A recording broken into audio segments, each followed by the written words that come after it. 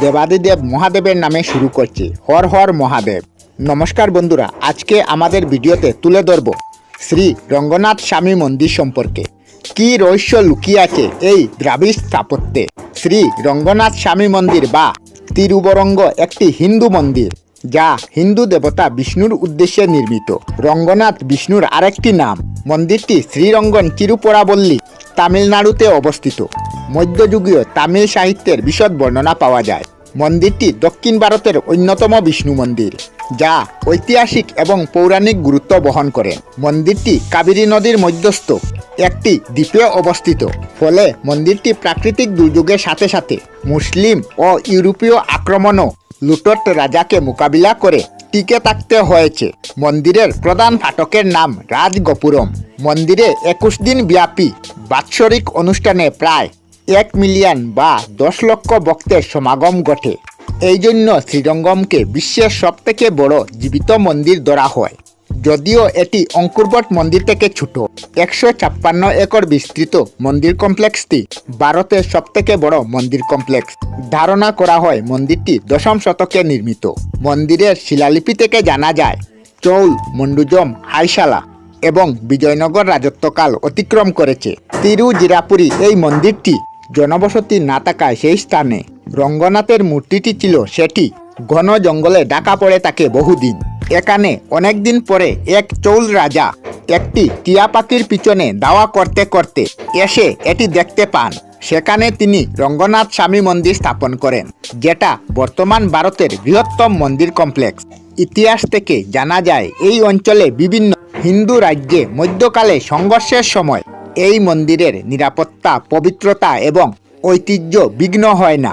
1310 থেকে 1311 সালে মুসলিম সেনাপতি মালিক গফুর যখন এই অঞ্চলে লুটপাট চালায়, তখন রঙ্গনাথ স্বামীর মূর্তিটি লুট করে দিল্লি নিয়ে যায়। শ্রীরঙ্গমের ভক্তরা মূর্তিটি আনতে দিল্লি চলে যায় এবং তাদের নৃত্য নাটক দেখে সুলতান মোহিত হয়ে যায় এবং ভক্তরা সুলতানের কাছ থেকে মূর্তি ফিরিয়ে নিয়ে আসে। কিন্তু রাজকন্যা সুরানাতি রঙ্গনাথ স্বামীর প্রেমে পড়ে যান এবং তিনি মূর্তিটির খুঁজে শ্রীরঙ্গমে চলে আসেন। প্রায় 1000 মাইল পার হয়ে তিনি শ্রী রঙ্গনাথ স্বামীর মূর্তির সামনে প্রণিপাত করে মৃত্যুবরণ করেন। এখন শ্রীরঙ্গমে অর্জুন মান্ডবের কাছে সুরানাতির চিত্র রয়েছে। তামিল ভক্তরা তাকে তালুকা নাচিয়া বলে সম্বোধন করে। প্রতিদিন তার উদ্দেশ্যে পূজা দেওয়া হয়। প্রতি বছর সুরানাতির জন্য কল্যাণ উৎসব পালন করা হয় শ্রীরঙ্গমে। 1323 সালে মালিকপুর আবারও শ্রীরঙ্গম আক্রমণ করে। এরা ছিল আরও তীব্র এবং পার্শ্ববীর। মালিক গফুরের সৈন্যবাহিনী পৌঁছানোর পূর্বে বৈষ্ণব আচার্য পিল্লা লুকাচারিয়া এবং স্বামী বেদান্ত শিখদেব স্বামী রঙ্গনাথ এবং দেবী রঙ্গনার মূর্তি দুটি নিয়ে আলাদা আলাদাভাবে বেরিয়ে পড়ে। যার আগে মূর্তি দুটি সেখানে প্রকট ছিল, সেই জায়গা ইট দিয়ে বন্ধ করে দেন। পিল্লাই লুকাচারিয়া যাত্রাপথে মারা যান। মালিক গফর যখন শ্রীরঙ্গমে পৌঁছান, তখন শ্রীরঙ্গমে 13,000 ভক্ত শ্রী বিষ্ণু মন্দির রক্ষার্থে জীবন দিয়ে দেন। রক্তের নদী বইতে শুরু করে। কাবেরী বিদেহত শ্রীরঙ্গম জুড়ে। পরবর্তী 60 বছর স্বামী রঙ্গনাথের মূর্তিটি মাদুরাই, কেরালা, মহীশূর ঘুরে তিরুমালার তিরুপতি পাহাড়ে নিয়ে রাখা হয়। 1376 সালে স্বামী বেদান্ত দেব শিকা পুনরায় মূর্তিটি নিয়ে শ্রীরঙ্গমে প্রতিষ্ঠা করেন। সত্যম শিবম সুন্দরম। আমরা আমাদের চ্যানেলে সব ধরনের ভিডিও আপলোড করি, যেমন ব্লগ, নিউজ, কুকিং ভিডিও, ধার্মিক আলোচনা ইত্যাদি। যদি আপনারা এই ধরনের ভিডিও দেখতে পছন্দ করেন, তাহলে এই চ্যানেলটি নিশ্চয়ই সাবস্ক্রাইব করবেন।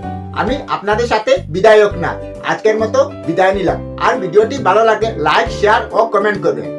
ভিডিওটি সম্পূর্ণ দেখার জন্য অশেষ ধন্যবাদ।